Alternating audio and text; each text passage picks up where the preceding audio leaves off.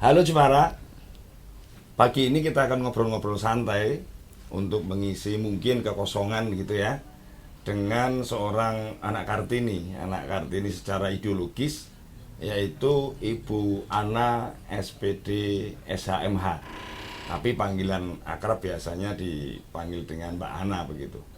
Beliau ini adalah seorang aktivis perempuan yang sangat luar biasa, begitu banyak pengalaman yang baik secara akademis, pengalaman sosial di masyarakat begitu.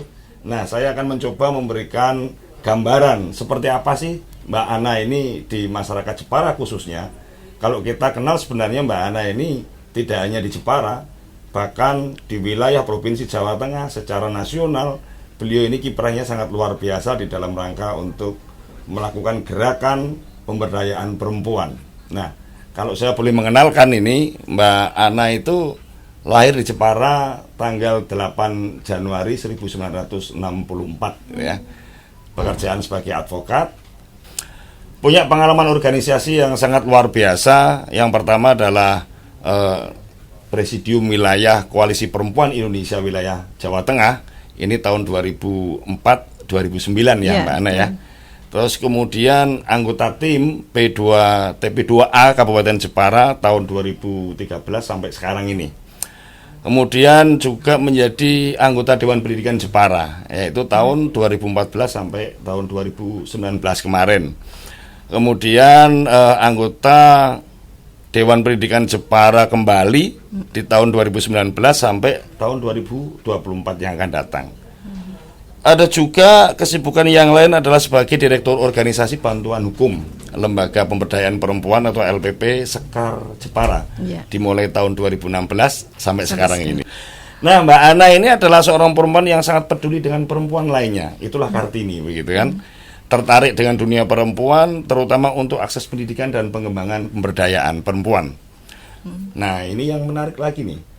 Sempat mengalami pernikahan dini di usia 13 tahun.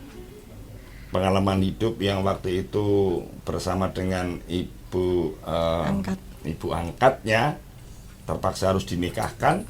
Tapi karena semangat untuk selalu belajar, menempuh pendidikan yang sangat luar biasa di dalam dirinya, sehingga harus melarikan diri. Harus melarikan diri dari kehidupan keluarga yang selama ini memberikan pengayoman, tapi kembali kepada orang tua aslinya. Nah, sejak saat itulah kemudian semangat luar biasa untuk memperjuangkan perempuan ini ditempuh dengan mengalami pengalaman-pengalaman yang sangat luar biasa. Pernah juga mengalami kehidupan untuk mengadvokasi kawan-kawan kita, saudara-saudara kita yang pada saat itu mengalami gempa atau bencana tsunami Aceh. Beberapa bulan di sana, dan inilah tentu pengalaman-pengalaman yang sangat luar biasa. Baik, pagi ini kita akan ngobrol dengan Mbak Ana bukan persoalan itu, tapi lebih kepada persoalan yang sedang kita alami bersama, yaitu pandemi COVID-19. Siap. Nah, nanti kita akan dengarkan bersama bagaimana sih kemudian yang sekarang ini masih ada pola warga masyarakat yang tidak percaya adanya COVID itu. Nah, beliau ini sebagai perempuan yang sangat luar biasa kebetulan mengalami. Nah, kita nanti akan mendengarkan secara bersama-sama pengalaman seperti apa gitu ya, yang sedang dialami Mbak Ana ini. Secara keluarga besarnya itu hampir semuanya terkena COVID-19. Nah, mungkin dari awal ini Mbak Ana bisa cerita soal bagaimana kemudian keluarga bisa mengalami dan sampai kemudian sembuh secara bersama total, begitu Mbak Ana. Terima kasih Mas Andi. Jadi waktu itu sudah ada COVID sudah lama ya, tetapi kami itu rasanya tidak mungkinlah COVID itu sampai sini gitu. Tidak mungkinlah COVID itu sampai desa-desa gitu. Nah, kemudian adik saya yang bungsu, yang kebetulan satu rumah dengan ibu saya, itu sakit. Yang pertama itu sakit asam lambung. Asam lambung, kemudian berobat ke RSI Islam, Rumah Sakit Islam, dan oleh Rumah Sakit Islam ini diindikasikan kena COVID. Kemudian dirawat, isolasi di sana selama 6 hari. Kemudian sudah pulang. Kemudian rumahnya itu satu rumah dengan ibu saya yang ibu saya itu sudah 85 tahun yang memang punya keluhan ya orang tua lah, apa sakit lutut dan lain-lain seperti itu. Kemudian rumah adik saya itu yang di kan lantai 2 gitu, yang di lantai 2, yang ibu saya di lantai bawah. Nah, ibu saya oleh karena sudah tua itu kan ada tanggung jawab kami anak-anaknya itu giliran tidur di rumah beliau, menemani beliau. Menemani begitu ya. Ya, nah waktu itu adik saya begitu pulang dari rumah sakit itu ya terus langsung di atas, dia nggak pernah turun ke bawah. Nah kemudian dari pihak dari pihak Puskesmas Kedung itu ada semacam tindakan preventif gitu, oleh karena namanya adik saya itu Suyut, Muhammad Suyut ini, karena habis kena COVID semuanya harus dideteksi. Nah kemudian ibu saya yang sudah tua dan sakit-sakitan itu juga yang harus diswab. Ibu ini gitu. juga kena? Belum tahu, diswab. Kemudian akhirnya adik saya sembuh. Kemudian ibu saya termasuk yang diswab pertama kali, dan keluarga adik saya, anak-anaknya yang 3 dan istrinya kebetulan mengajar di MAN, itu diswab. Kemudian ibu saya itu diswab. Kemudian setelah itu ibu saya mengalami kayak kaget ketika didatangi orang yang menggunakan APD begitu ya. APD gitu. Kemudian begitu kaget itu, kemudian dia seperti takut, kemudian nggak mau bangun. Kemudian kami anak-anaknya mendekat, kemudian itu hanya 2 hari saja. Nah malam terakhir itu kan semua anak cucu ngumpul semua, kok udah nggak mau bicara, tapi masih satu keluarga besar bersama gitu ya. Merespon, dikasih minum masih merespon, tapi nggak mau bicara. Kemudian pada ngaji, baca Yasin, baca apalah anak cucu. Jam 9 udah pulang semua. Saya sebagai anak perempuan yang masih sehat, dalam arti masih kuat lah untuk merawat, saya tidur menemani beliau. Sepanjang malam saya keloni beliau, saya nyaris nggak tidur. Sempat cerita nggak itu ada keluhan bagaimana itu ibu? Tidak sempat.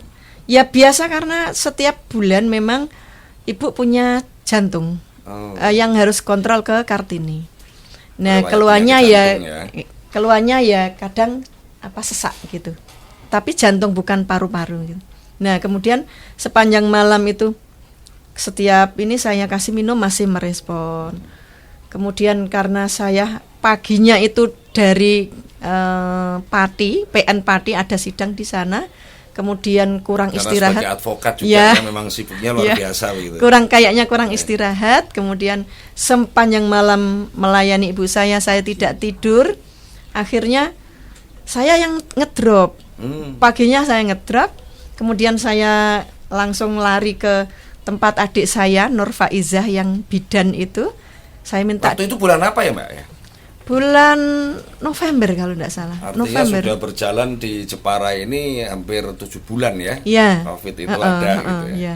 Bulan November, kemudian oleh adik saya yang bidan saya dikasih ini Mbak, biasa Mbak Ana ini kan punya riwayat darah rendah gitu.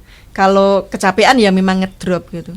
Saya dikasih obat, kemudian saya pulang ke rumah saya yang di Menganti itu. Kemudian jam 12 malam saya mendapat berita bahwa ibu ini sudah semakin mengkhawatirkan.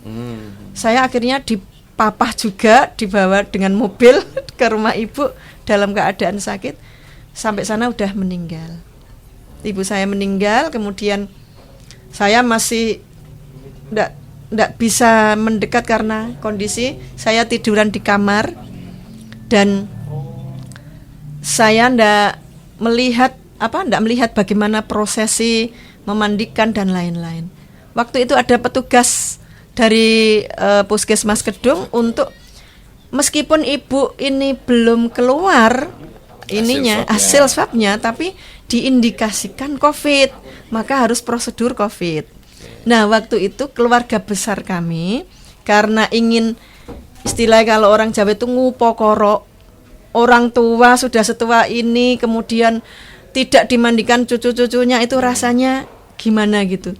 Waktu itu keluarga kami jujur masih menolak stigma COVID, tidak mengakui. Nah, menolak, kemudian dimandikan, kebetulan di kantor kami itu. Tapi sekarang sudah enggak ya? Kalau waktu itu masih menolak begitu. Menolak, ya? oh sekarang sudah sangat percaya. Waktu itu kebetulan di kantor LPP Sekar Jepara itu kan jaringan dengan Kementerian Pemberdayaan Perempuan, mendapatkan kiriman dari kementerian itu APD, kemudian hand sanitizer dan lain-lain untuk para relawan. Nah, kemudian yang memandikan anak cucunya itu pakai itu semua, Pak Mas Andi. Sebetulnya sudah protek semua. Jadi pakai APD, pokoknya prosedurnya baru dimandikan. Nah, tapi dimandikan ya? Dimandikan di rumah karena kami menolak, kami tanda tangan untuk menolak dimandikan secara COVID. Gitu. Itu mungkin evaluasi kami ya, karena waktu itu masih masa sih memang ibu sudah lama, sudah layaknya lah meninggal. Sepengetahuan Mbak Ana, kalau meninggal dan itu memang COVID begitu, ya? Apakah tidak dimandikan? Kalau nun sewu, perkembangan selanjutnya kemudian dialami oleh mbak saya, mbak ipar saya itu nun sewu tidak dimandikan. Hanya kayak ditayamum gitu. Kemudian saya mendapatkan fatwa MUI bahwa kalau orang meninggal oleh karena penyakit yang diindikasikan menular kan memang boleh tidak dimandikan. Ya, tapi kayaknya kemarin juga kita sedang ngobrol dengan para ulama, para tokoh agama, tokoh masyarakat untuk seluruh rumah sakit yang kebetulan memang mengalami, mereka itu melakukan perawatan pasien yang kena COVID ini. Alhamdulillah sekarang sudah dimandikan seperti layaknya jenazah sesuai dengan keyakinan dan agamanya. Jadi tidak lagi ditayamumkan, tapi lebih dimandikan, disucikan, dikafani pun seperti layaknya jenazah yang lain begitu. Karena waktu itu yang pas mbak saya meninggal itu ditungguin oleh anaknya, dan proses ketika ditayamumi kemudian dikafani itu melihat seluruhnya, sehingga memang sih ada di kampung itu ngeri gitu, orang beranggapan tuh jenazahnya penasaran karena belum dimandikan gitu. Itu mitos saja. Kalau jenazah itu kan tergantung amal dan perbuatannya ketika di dunia. Baik, Mbak Ana, kan Mbak Ana ini sebagai seorang advokat, sebagai pegiat perempuan yang mensosialisasikan kemana-mana. Sempat nggak sih di masyarakat itu Mbak Ana juga mendiskusikan, menyampaikan, ikut sosialisasi bahwa COVID ini ada, dan bagaimana kemudian kita ini di masyarakat harus betul-betul bisa bersama-sama untuk menghadapi agar supaya pandemi ini tidak berkelanjutan, begitu ada? Ya, itu setiap kegiatan kami selalu didahului dengan itu. Jadi diskusi COVID dan kita praktek. Jadi kan kantor kami sempat lockdown 2 bulan, tidak beraktivitas. Kemudian kami minta ke puskesmas untuk dilakukan penyemprotan di lingkungan yayasan kami. Alhamdulillah dibantu oleh teman-teman Banser. Kemudian disemprot seluruh yayasan. Kemudian kami baru mulai kegiatan dengan hal-hal kecil, kelompok kecil 10 orang, dengan menggunakan masker, dengan hand sanitizer. Kemudian kami sampaikan bahwa justru yang utama adalah anggapan masyarakat bahwa satu, COVID itu ada gitu, nyata. Kami mengalami gitu. Sendiri ya. Bagaimana saya dirawat di rumah sakit itu rasanya memang beda dengan yang dulu-dulu saya kalau sakit ngedrop itu enggak begitu, enggak sebegitu parah lah ininya lemasnya itu Mas Andi. Lemahnya itu enggak ketulungan gitu. Kayak kecapean. Enggak berdaya lunglai gitu. Nah, sempat di rumah sakit itu saya saking mungkin halusinasi atau bagaimana itu, malam kedua itu ada semacam kayak halusinasi saya, ada malaikat yang lalu lalang gitu. Mohon maaf, saya ini nyawa kelewatan gitu. Kemudian saya ya pasrah lah. Pasrah sepasrah-pasrahnya pada Allah, tapi saya melawan itu. Saya melawan bagaimana supaya tidak ditarik ke sana. Saya satu hal, pasrah kita tentu masing-masing punya kepercayaan dan agamanya gitu ya. Pasrah pada Tuhan. Tapi apakah cukup pasrah saja sih sebenarnya gitu? Tidak.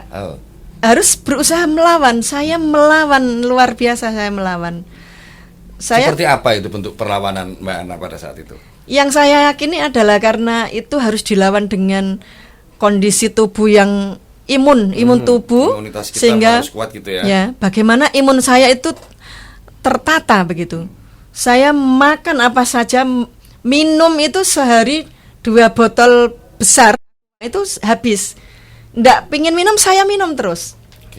Supaya saya pokoknya harus lewat, kuat, gitu harus ya. kuat. Dan pokoknya saya banyak orang yang harus saya bertanggung jawab, saya banyak pekerjaan, saya jangan mati duluan ya malaikat. Saya bilang seperti itu. Ya itu mungkin Mbak Ana karena punya pengalaman yang sangat luar biasa gitu ya, di lapangan berhadapan dengan segala situasi. Tapi bagi masyarakat yang mungkin tidak sempat mengalami seperti itu, ada nggak sih kiat yang mestinya kepada saudara-saudara itu seperti apa gitu? Ya, Nek, kalau saya selalu akhirnya setiap teman, jadi kan setelah saya yang pertama di Menganti itu yang pertama. Kemudian yang kedua itu keluarga Darul Hikmah itu kan kemudian bendahara aliyahnya meninggal, semuanya pada kena. Akhirnya saya selalu mendekati orang-orang yang kena itu untuk melakukan support, baik lewat FB, lewat WA, lewat apa. Mbak selalu kasih semangat. Semangat, pokoknya gitu ya. Makan yang banyak. Semangatnya olahraga dipompa ya, mungkin, gitu ya. Berjemur, kemudian tawakal tu ala Allah itu pastilah, tawakal tu ala Allah itu harus dilalui dengan semangat yang luar biasa itu gitu. Sehingga ada nggak perasaan takut kembali nanti akan kena begitu? Ketika jadi gini, dari awal tuh saya emang agak bandel itu. Ketika Mbak Yu saya yang kemudian meninggal, itu kan serumah dengan ibu saya. Nah, Mbak Yu saya itu mengkhawatirkan mas saya yang mas kandung saya itu kan punya jantung. Nggak usah deket-deket ibu karena ibu itu berisiko untuk menularkan kayak gitu. Terus, tapi saya satu-satunya anak dari anak dan cucu-cucu itu yang berani ngelonin ibu ketika malam terakhir. Karena saya punya asumsi bahwa ini lebih penting dari sekedar nanti saya sakit atau bagaimana. Saya berbakti kepada ibu, kalau toh saya sakit itu kehendak Allah, tapi kewajiban saya sudah saya laksanakan. Saya bilang ke mbak saya, Nek saya wis pasrah bude, tapi momen-momen terakhir ibu harus bersama saya. Itu menjadi kekuatan yang justru luar biasa. Nah, Mbak Yu saya yang kemudian mengkhawatirkan itu, kemudian yang nuwun sewu dipanggil turut berduka tentunya. Iya. Kita sama-sama tahu, jadi batas usia manusia itu memang Betul. Tuhan yang menentukan begitu. Betul. Tapi secara harafiah kita, harga mahal itu terasa nggak sih kalau misalnya kita ini harus menanggung keluarga sakit terus kemudian sampai meninggal begitu. Betul. Rasanya tuh bagaimana ini? Mungkin untuk warga masyarakat Jepara juga gitu. Ya, itu memang saya setuju itu sangat mahal ya. Apalagi kan jadi ibu saya meninggal 2 minggu kemudian Mbak Yu saya meninggal, yang ketika dirawat itu bersama saya di kamar sini, Mbak Yu saya di kamar sebelah, dan anak kedua saya tadi yang merawat saya juga merawat budenya, jadi gantian gitu. Kemudian 2 minggunya lagi itu mas kandung saya, Mas Andi, itu juga meninggal. Tapi tidak COVID, meskipun tidak COVID.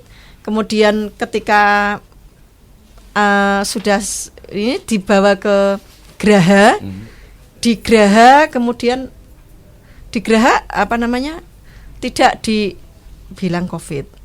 Kemudian pulang dimandikan biasa, ya di Pulau Soro biasa seperti biasa. Tapi beruntun dalam 31 hari 3 orang tercinta kami itu meninggal, itu harga yang sangat luar biasa. Tapi kami semua sekeluarga udahlah sepakat tawakaltu 'alallah itu lebih dari segalanya. Gitu. Baik, jadi nanti kita akan sambung lagi. Mbak Ana, kita ngobrolnya kayaknya wah ini bablas-bablas ya. Iya, siap. Kita minum dulu deh. Oke. Kopi Rojoku ini asli Jepara. Asli luar Jepara. biasa loh. Coba kita lihat nikmatnya. Kalau mau tahu rasanya coba dulu. Oke ya.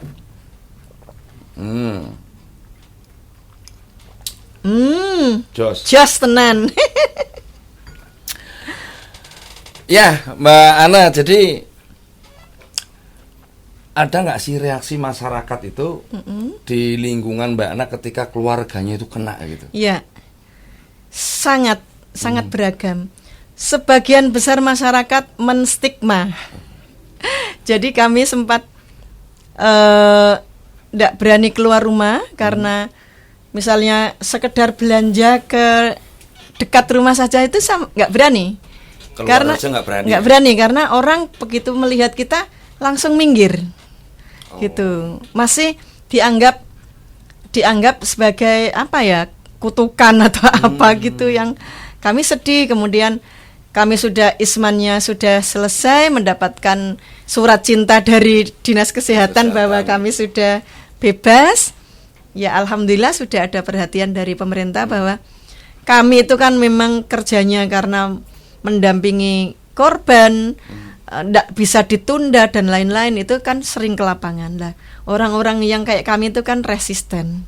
Kalau memang ada jatah untuk vaksinasi kan memang harus segera tentunya dilakukan. Mesti ada gitu. pemerintah itu untuk sudah membagi kok segmen-segmen yang mana. Pertama adalah mungkin dari kawan-kawan tenaga kesehatan, gitu betul. ya.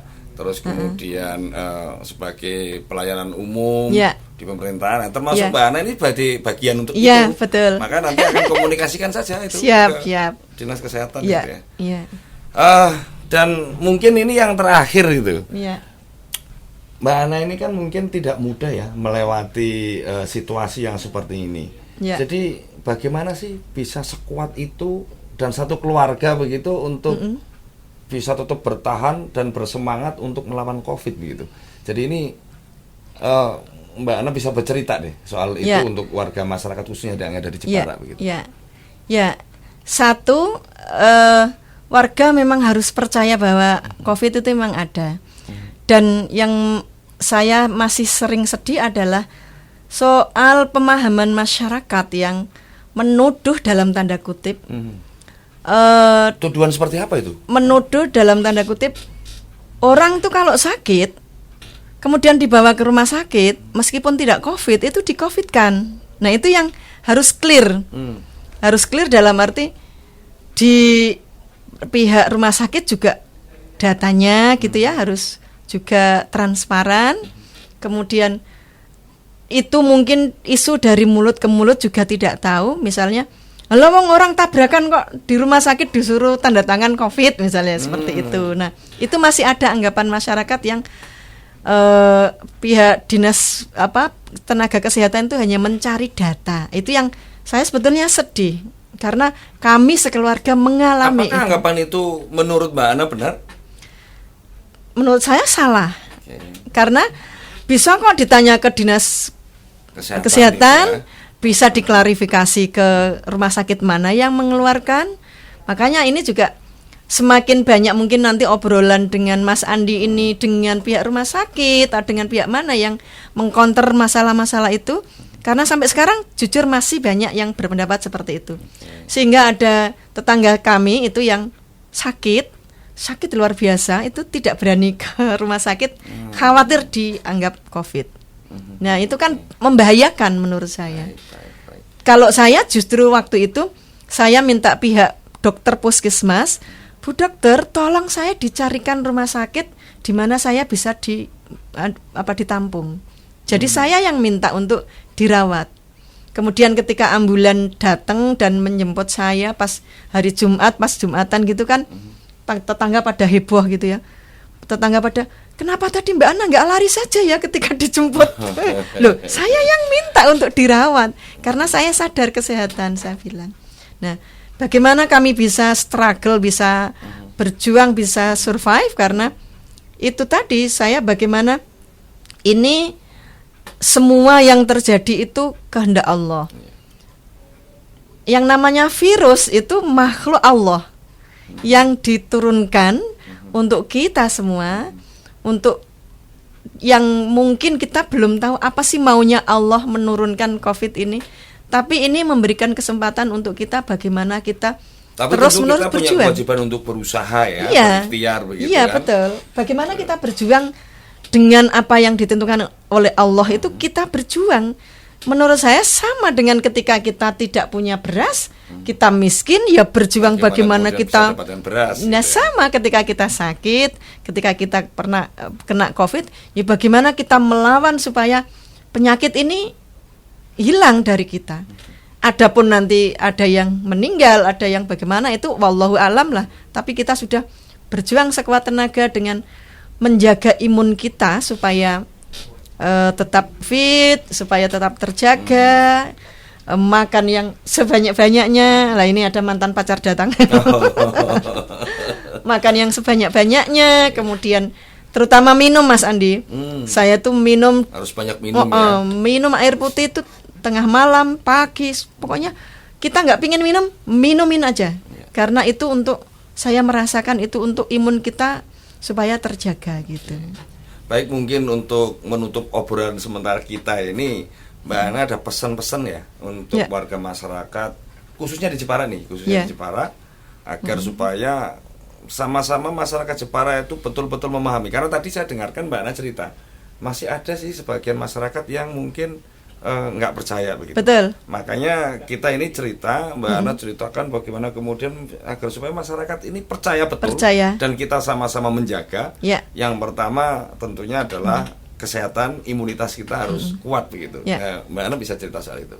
Ya, tadi yang saya sampaikan ya, bagaimana anjuran-anjuran untuk menjaga imunitas itu kita tempuh begitu. Kemudian yang mau saya bilang adalah akibat psikologis yang ditimbulkan dari ini itu juga perlu kita jadikan perhatian, Mas Andi. Sebab apa? Teror psikologis itu nyata adanya. Bagaimana seseorang yang ketika dia tidak biasa saja gitu, kemudian diindikasikan positif, itu langsung merembet kemana-mana. Ada jantung, ada apa gitu. Jadi kita latih lah untuk latihan psikologis kita itu harus kuat gitu. Sehingga ya jangan sampai penyakit yang ragawi ini kemudian menjadikan psikologis kita hancur, karena psikologis ini pertahanan utama kita. Kalau psikologisnya kita oke, itu enggak masalah kok. I don't care, pokoknya ragaku ini enggak apa-apa. Yang penting kita jiwanya sehat dan kita bisa mempertahankan gitu. Baik, Mbak Ana, terima kasih. Sama-sama, Mas Andi. Obrolan kita kali ini sangat luar biasa. Sama-sama. Semoga bisa mengedukasi warga masyarakat. Betul. Ya. Jadi apa yang tadi pengalaman cerita yang disampaikan Mbak Ana ini betul-betul memberikan manfaat buat warga masyarakat khususnya di Jepara. Amin. Terima kasih. Halo Jepara, kali ini dengan Mbak Ana ini cerita soal pengalaman pernah mengalami satu keluarga besarnya loh. Satu keluarga besarnya mengalami terjangkit COVID-19. Nah, maka saya juga berpesan ini meneruskan tadi kalimat Mbak Ana bahwa warga masyarakat Jepara tetap harus kuat, tetap harus semangat. Saya mendoakan selalu kepada seluruh warga Jepara ini tetap sehat. Amin, gitu ya. Jadi kita harus semangat, kita harus bangkit dari keterpurukan yang pandemi ini memang membuat kita semuanya secara sosial ini kita juga dipengaruhi sangat luar biasa begitu, secara ekonomi apalagi. Maka ayo kita tetap kuat, semangat demi Jepara ke depan. Kita akan lanjut di segmen berikutnya berbicara dengan tokoh-tokoh yang lain untuk Halo Jeparaku.